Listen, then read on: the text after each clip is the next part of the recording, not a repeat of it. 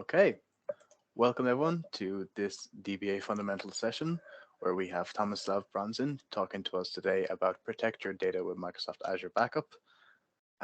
Normally you would have Kevin doing the presentation, but Kevin is actually doing a presentation at the past summit, so we wish him the best of luck, and I'm sure he's going to catch up on this presentation on our YouTube channel afterwards. So if any of you want to see this again afterwards, it'll be up on the YouTube channel after a while. Just to say, if you can reach out to us, whatever you like, on Twitter at DBAFun, on SQL Slack, on LinkedIn, as well as any other messages, as well as we expand our reach. But for now, I'm going to hand over to Tomislav. Please take it away. Thank you very much for this opening. Welcome everybody to this session. Today I will be talking about how you protect data, not necessarily just the SQL Server database data, but all the data which can be found in our systems with Microsoft Azure Backup.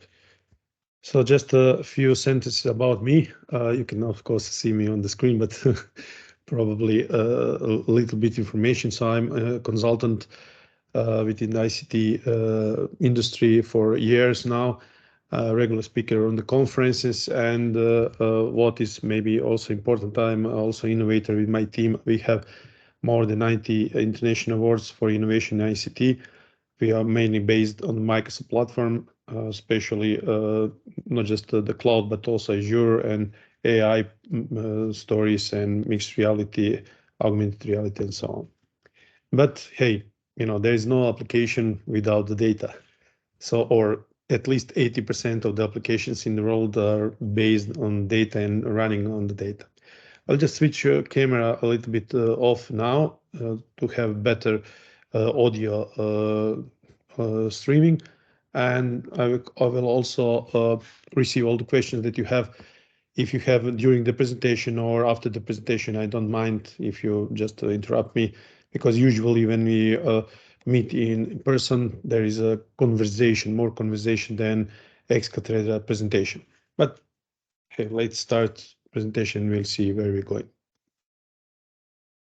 Okay, so the impact of the data loss on the digital business is huge. We are witnessing these days and in the past, and I am sure that we will see it in the future, that the data loss is imminent, and not just because somebody made some mistake or hardware of some cloud platforms give up our data, but we have also the problem with the more and more ransomwares and all the cyber attacks, and not just on the infrastructure, but mainly those cyber attacks are aimed on the data.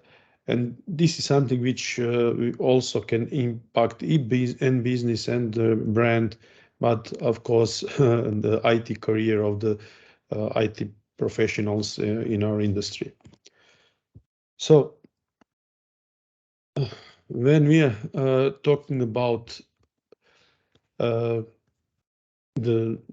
questions that usually arise, how do I know my backup data in the cloud is safe from hackers? Other questions are, will managing backups in cloud mean learning complex new tasks? Will my chief information officer see the savings he expects? Usually the cloud means also more expensive than it was bought. But this is not a totally surprise to everyone. The amount of data organization are collecting and now storing is rising. And it's predicted that analysts tell us that data rates are growing at over 40% per year. 90% of the world's current data was created in the past 2 years. This is huge, this is eminent. And this rapid rise means that the cost of storing this data is rising year on year. The good news is that the cost per terabyte is falling year on year, but unfortunately not at the same rate as data growth. The cost of backup is also rising. From purchasing a solution, running and training people to using, the cost of complexity of managing the storage is a factor. You have to manage all the backup media, store it and test it in case you need it. So it's a huge problem. All this leads to possibility that important data may go unprotected, either entirely or for longer periods than it is ideal. As we consider these challenges, let's see how the Azure Backups helps address them. So we actually can go and see how the single solution that Azure Backup is actually providing for the resources that are either in cloud or on premise or in hybrid situation, installations and resources that are available for both, and how the security is managed and how we can actually centrally manage both things. Just a second, I will just a little bit break the presentation and get back because something is blocking me on my way here.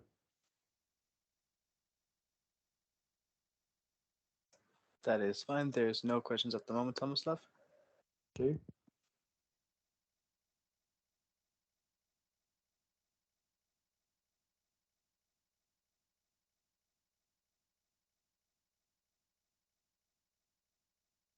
Okay, just Scotty, if you can just confirm me if you see the slide.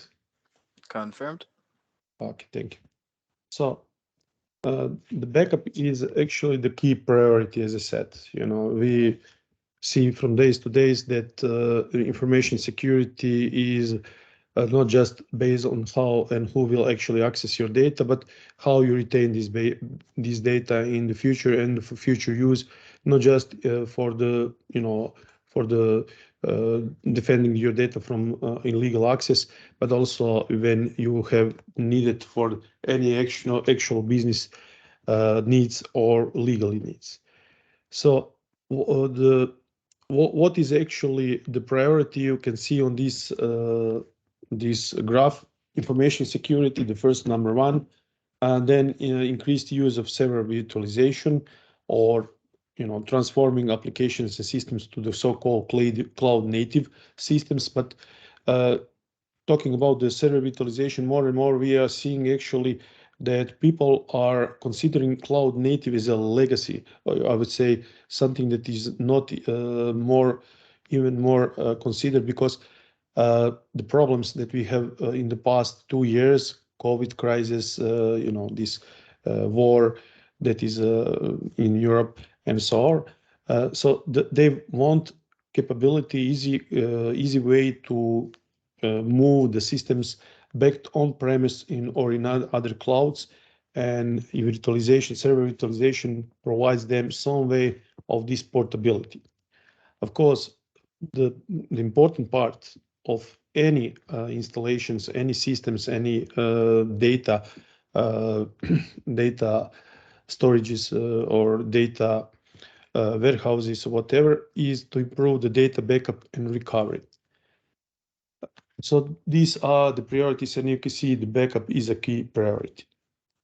If we are talking about the security threats, you can see this graph that is actually showing how much and what is the nature actually of these attacks, and you can see that the 51% of all the attacks actually are very small attacks, and you can see that malware and post malware, which are attacking also and using these email systems and the systems to how to approach actually your data and do and start the ransomware attack, is one of the most important one, but also account hijacking, which allows the attacker to attack your data with I would say legal logins and passwords or other ways to actually to get the ownership of the data and remove ownership from your hands to their hands. Targeted attacks are about 12%, 61, and this is how actually you can see that this is real important and real pain that we are facing. So what are actually the causes? The other thing that we can lose the data is from so-called disaster, IT disasters, and you can see we have several, I would say, pillars: operational failures, natural disasters, human cause events. And you can see that power failure is making not like 43% of the all operational failures. IT have hardware failure 31 and so on. And you can see also in the natural disasters we have significant risks. But if we go on the far right, human error is one of the most caused events of the IT disasters, and where the actual data is lost. So when we are talking about the downtime, and this downtime can be actually very costly, and it is a huge effort. It demands huge efforts to keep all the systems not just responsible, but also all the data that these systems are storing available. So we are actually trying to make this system redundant. We want these systems to be responsible. We need these systems to be, if there is some failure, back online as fast as possible. So everything with what I have said until now actually lead us to the conclusion that we need to establish some kind of disaster and recovery procedures, and backup is one of the most important parts of disaster recovery. So why choose Azure Backup? Yeah, of course, there is many other solutions, but Azure Backup offers something that not all of the competitors offers, and this is unique advantages in the sense that you actually don't need to possess any infrastructure, so zero infrastructure.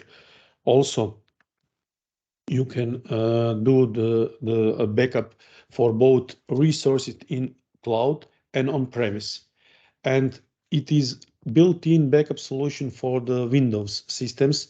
So you can use the Windows agents, Windows Azure Backup engines for both desktop and server, of course, clients.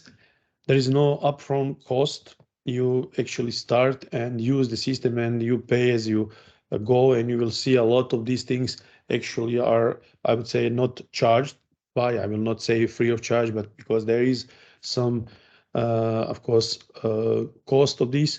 And there is also automatic storage management. It allows instant cloud backup.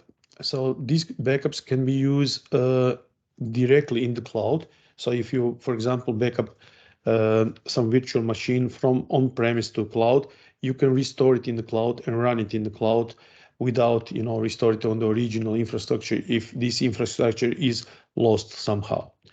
There is a pay-as-you use model. So as your data grows, as your backup grows, as like retention is longer, then of course the cost is higher. But you will see that the cost is actually not so much, especially per gigabytes or terabytes of the data. Of course, the top security is something that we are just accepting, that the cloud solutions, especially from the vendors like Microsoft, Amazon, providing the secure environment, and of course the central management. There is also unlimited scaling possibilities, which allows you to store as much as you need data in the cloud. Long-term retention, and of course, if you sign the agreement and take the subscription, which allows 99.9% service level agreement, which is pretty high. Of course, with the higher SLA, and it comes a little bit more cost, or not just a little, but more cost. There is also application consistency. If we are talking about, for example, the backing up virtual machines and everything, so we can turn on the application consistency, and the application can run, you know, uninterrupted, restored on the another location, another infrastructure. Unlimited data transfers and multiple storage options, in the sense that you can actually choose from the hot storages, which are most expensive, to the cold storages and archive storages that are less expensive.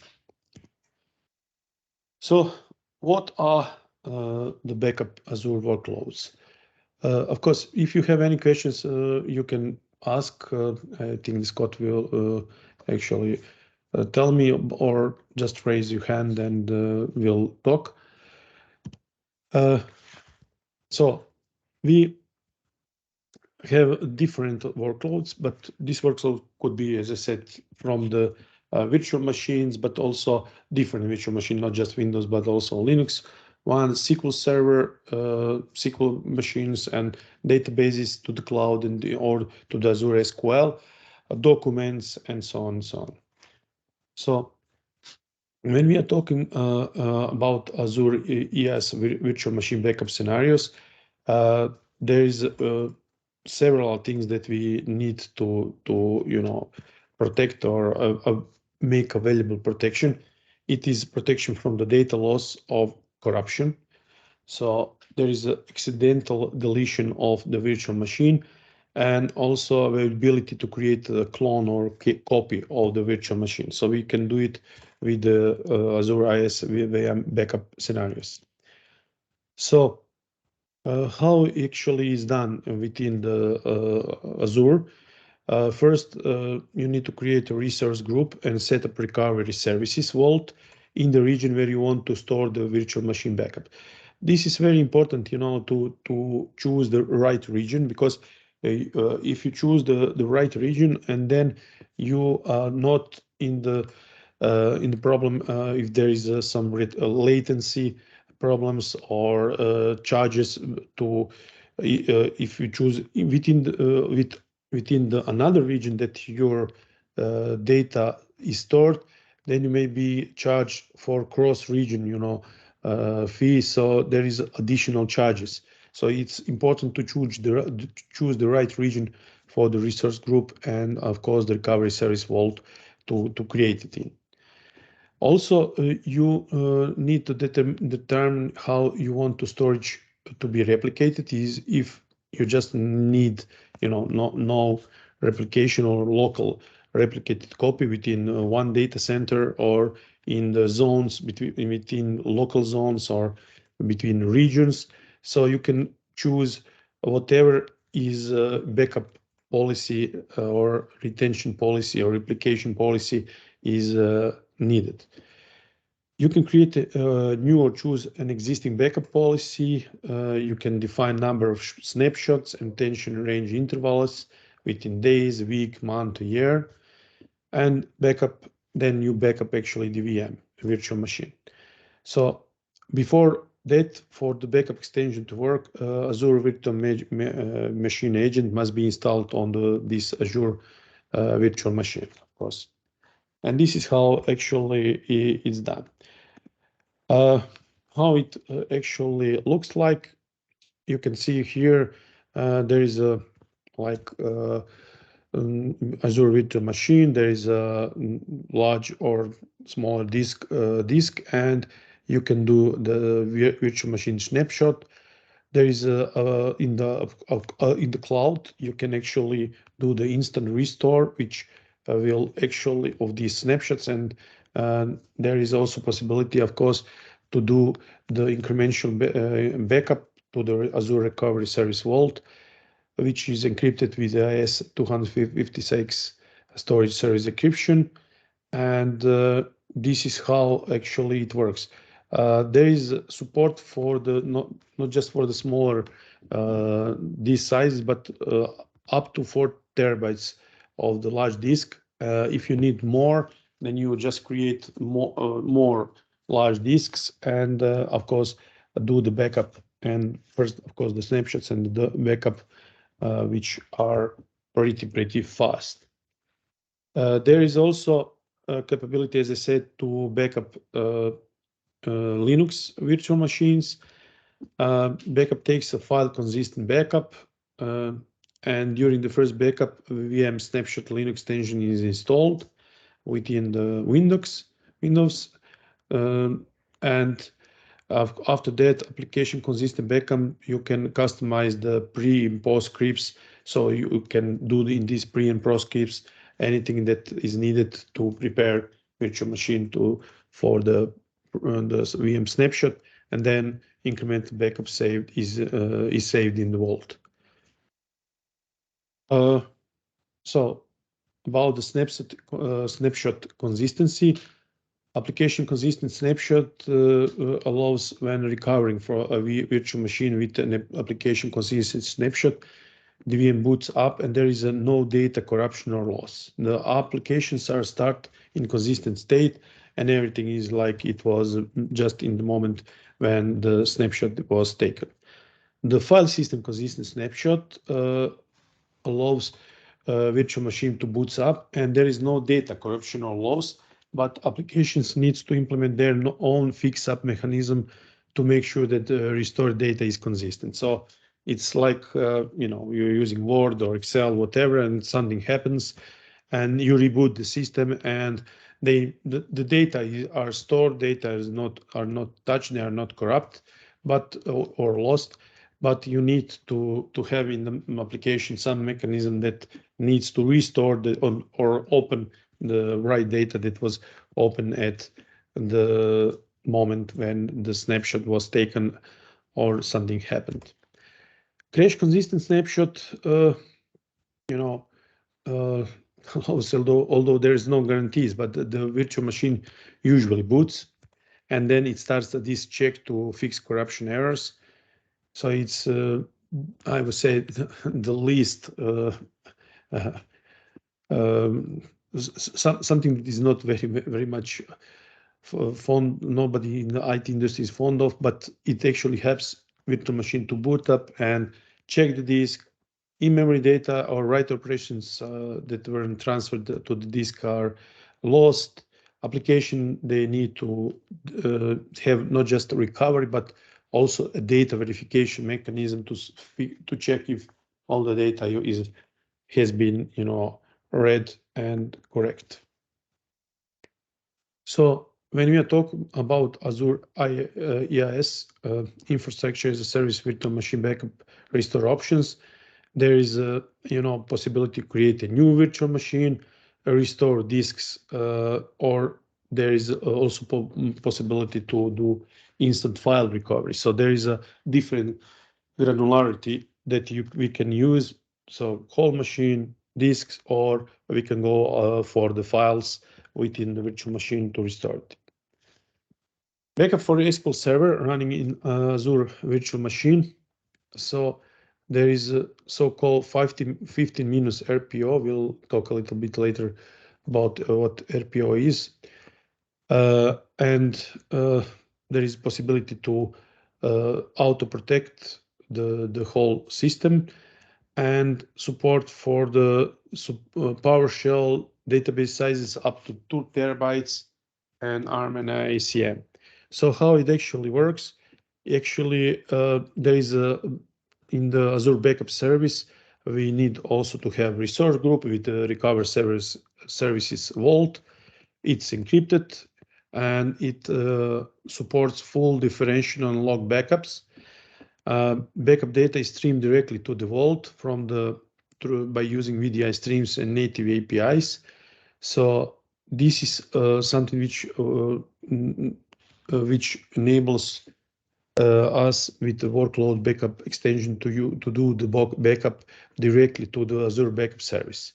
Of course, then from the Azure Backup service, we can restore data back to the Azure virtual machine, or this data can be also restored in the different ways to the on-premise or, for example, Azure SQL.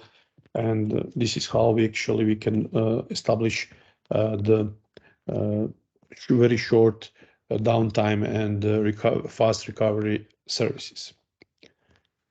There is also possibility to do the backup of file shares as a file share. So on-premise, or it can protect files synced by Azure File Sync.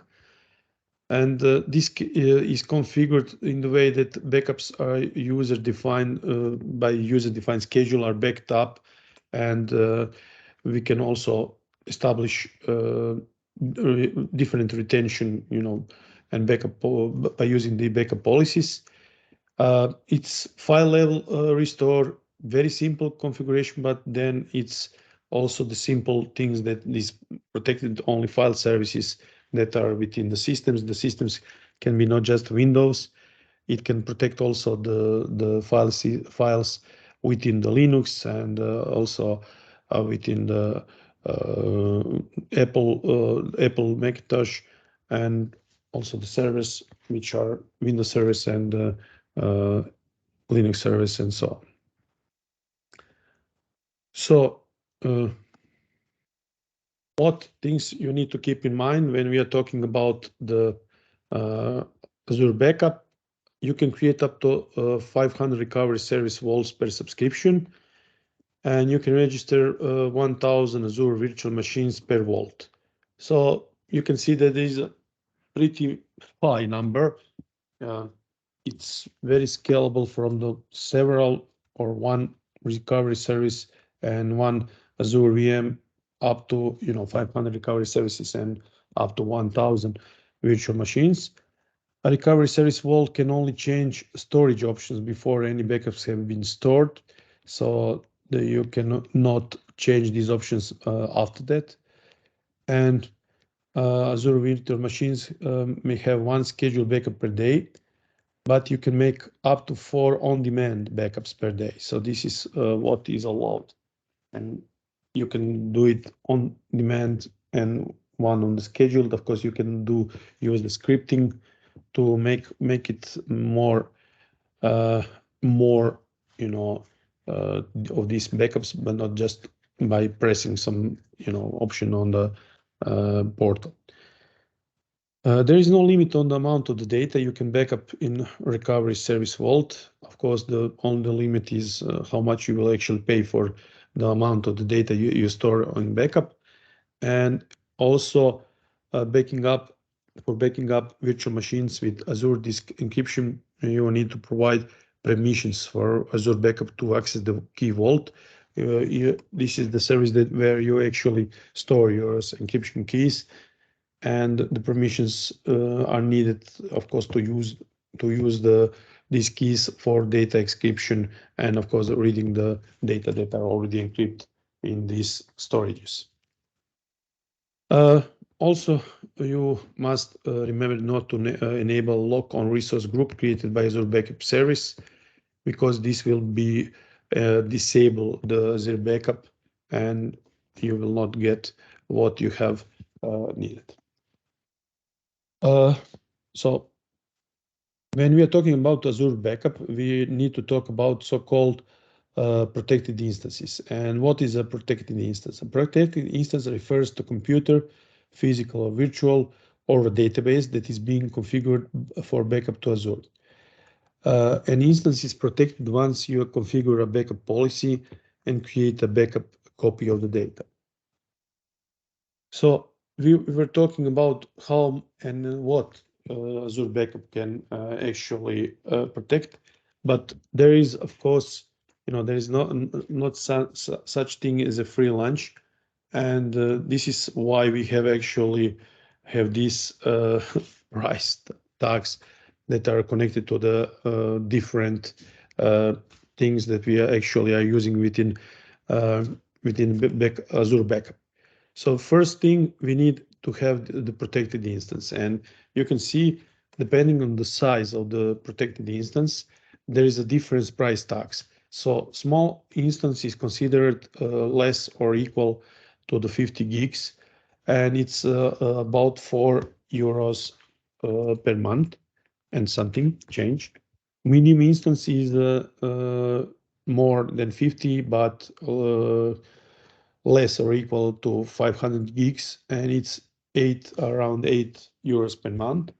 And a large instance actually cost €8 per month per each of 5 gigs steps. So if you have, for example, 1 terabyte, then you actually pay, or if you have actually at more than 5 gigs, then you actually pay 16 euros, but less than 1 terabyte. So anything between 5 gigs and 1 terabyte is 16 or something euros per month. So this is one part of the cost. The other cost is if you choose local replication of storage, blob storage. So of course the local is within the data center is twice as much, or I would say less than when you choose of global replication service. So this is GRS is cost twice as much, but it's not so much if you see it's 0.0 something 378 per month. Of course, there is a huge amount of gigs that needs to be backed up. Then there is a huge amount of money. The good news is there is no charges for restores, bandwidths, and transactions. And this is something that actually makes this very feasible, even for the smaller or large, very large organizations.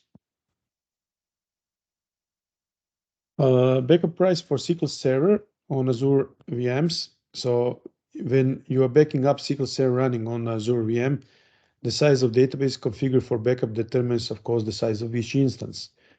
So it's the similar calculation. You have protected instance and you have cost of replication, depending on the replication.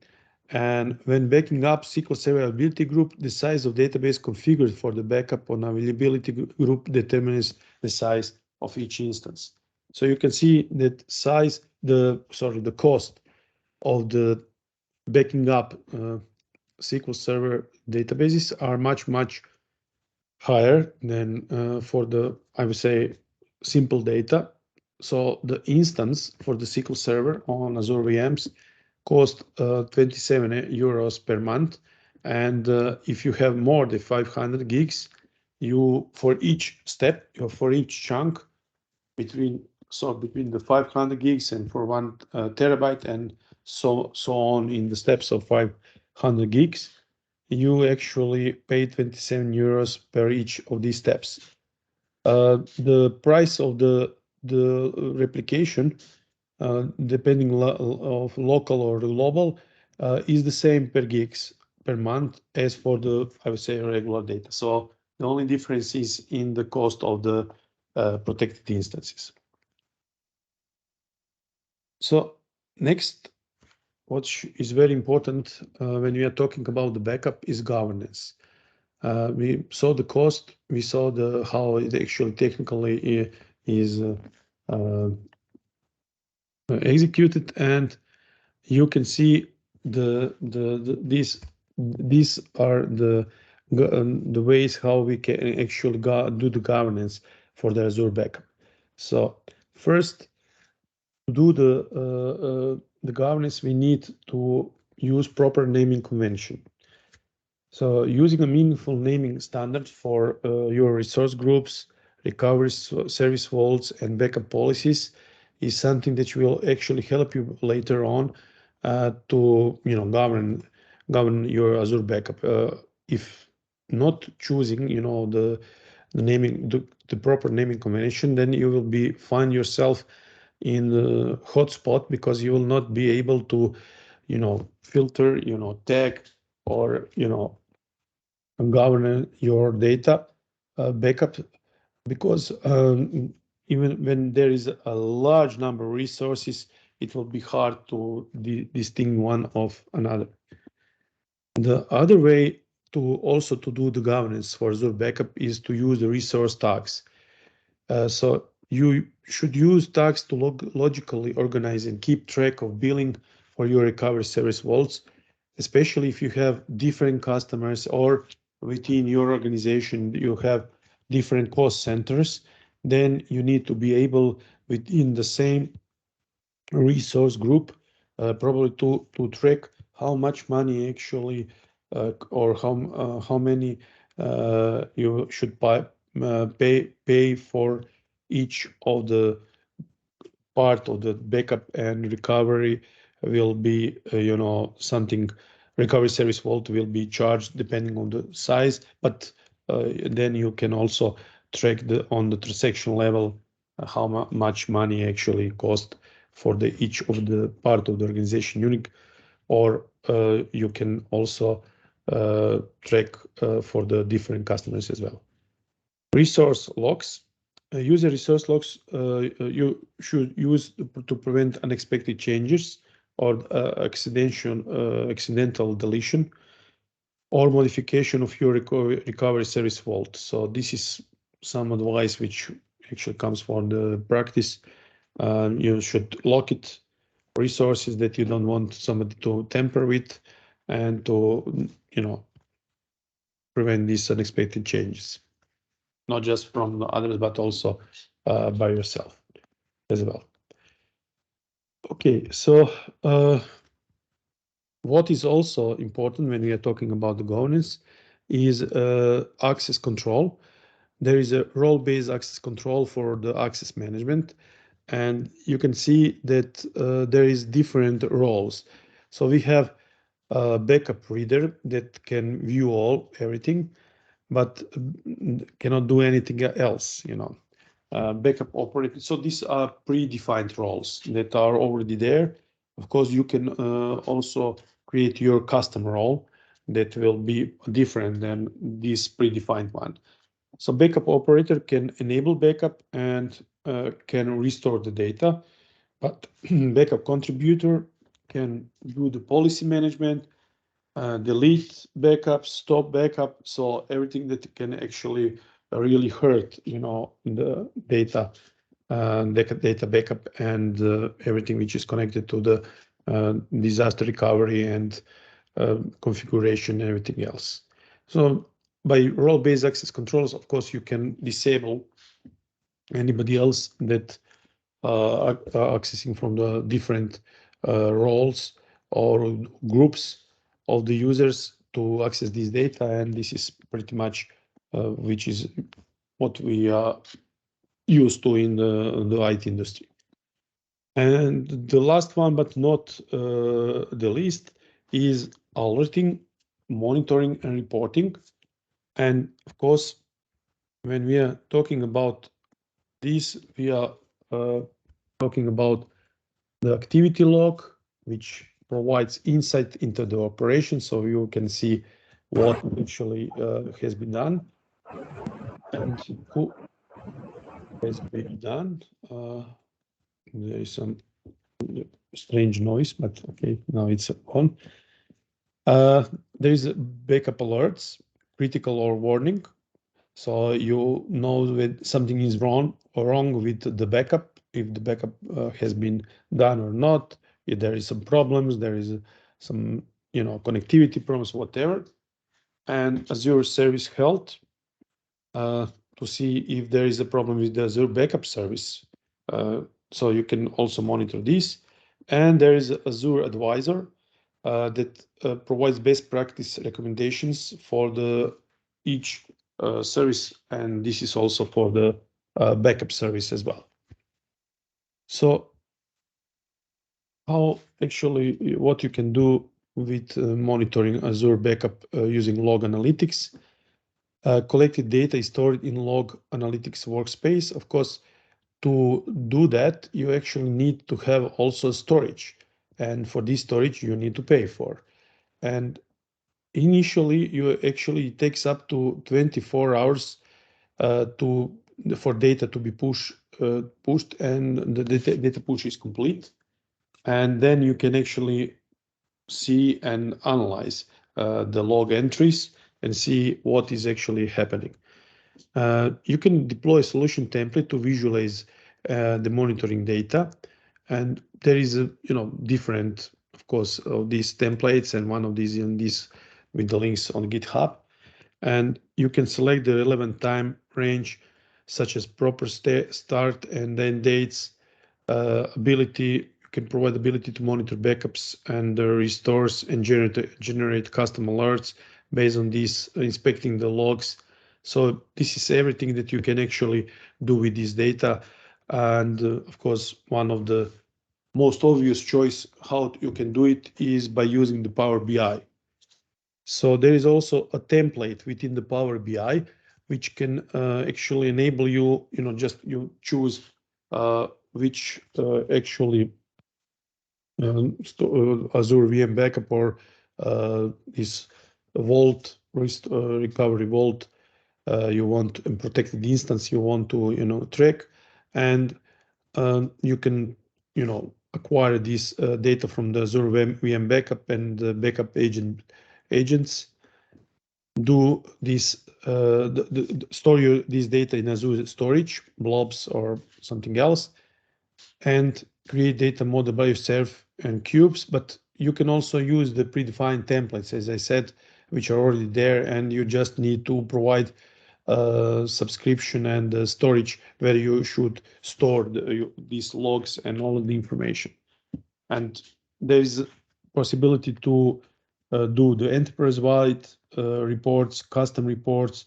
You can provide access control for that and everything which is needed in the when we are talking about the backup solutions for the enterprises. And that will be all from me. And now if you have any questions or you have comments or discussions on whatever you would like to talk about the backup, I'm ready to answer or talk and discuss or comment.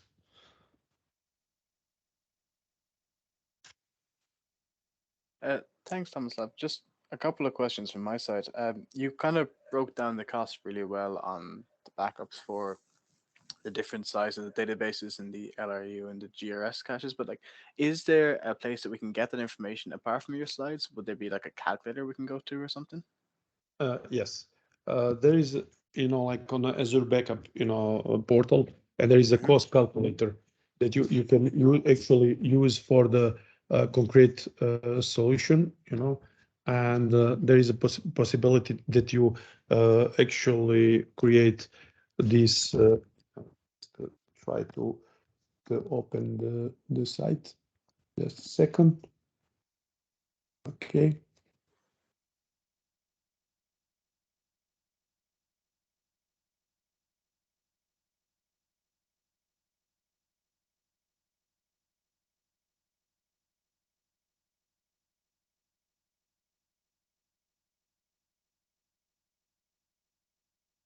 And like all other resources, you can actually use for the, so these are pricing calculator, but these are all the resources, services that can be taken into the picture. And what is, oops, I actually went obviously to Oh, okay. sorry, this was not my intention, but I just changed one letter, but usually it is like it is. Okay, so you can actually use the calculator. I will just go here. Okay, pricing calculator. Mm-hmm. Okay, and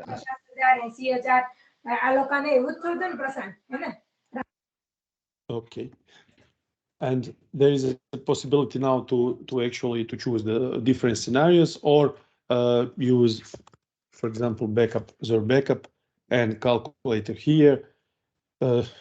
Choose of course, the region, for example, like, I don't know, East US, doesn't matter. Type of the workload, so what you want actually, for example, SQL on Azure VMs, how much protected instances, how much, gigs, like 100 gigs, backup policies, what are the backup policies that you want. And there is also some kind of the estimates, different estimates, because this is pretty much, exact, and concrete, but sometimes, like different things, influence the price. But Yeah. for example, like this, if you choose local or GRS, like it's something, that can affect a lot of your data. And of course, the retention, how much retention you will need, like 72 days or something like this, you should be. And what I would pretty much suggest, and especially when you are starting to use the Azure resources, is to at least choose standard, support, if not professional direct, if you, depending on your budget and of course the size of the project. But this will actually make available to you, like when you are going to production, just to go into production, the support from the Microsoft, which is pretty much needed. And of course, if you want just to test it, for the test purpose, but not for the production purpose, I must emphasize, there is a price that you can click here on the dev test pricing, and then the prices go down, of course, not for the support, but for the everything else. That's good to know, and also a good point about getting that support. It definitely comes in handy from time to time. Just another thing as well, again, I could be saying this, hearing this wrong, but when you mentioned resource groups and the Azure backups, you mentioned keeping the names logically consistent. I know some Azure stuff, they want it to be globally unique. There's nothing like that here, is it? Yes, no, there is no, but you need to make it unique within your account, and it's, in my opinion, good policy to have at least like camel casing, like prefixes and, globally within your company, some kind of the rules and policies to not to have different naming conventions, then nobody can actually make some sense. Yeah, 100%, 100%. Okay, that's all the questions I have. I am looking forward to seeing a Power BI sample, so I'm going to look that up after this session now. Yeah, great. Okay, let me just see here. So just the usual question recordings we'll put up on YouTube after the session when we get it encoded and stuff. But I think that's all at the moment. So Tomislav, that was great. Thank you so much. I actually really learned a lot there. Thank you. Okay. Thank you for having me, and goodbye. Have a nice evening. You too. Thanks everyone, and have a nice day.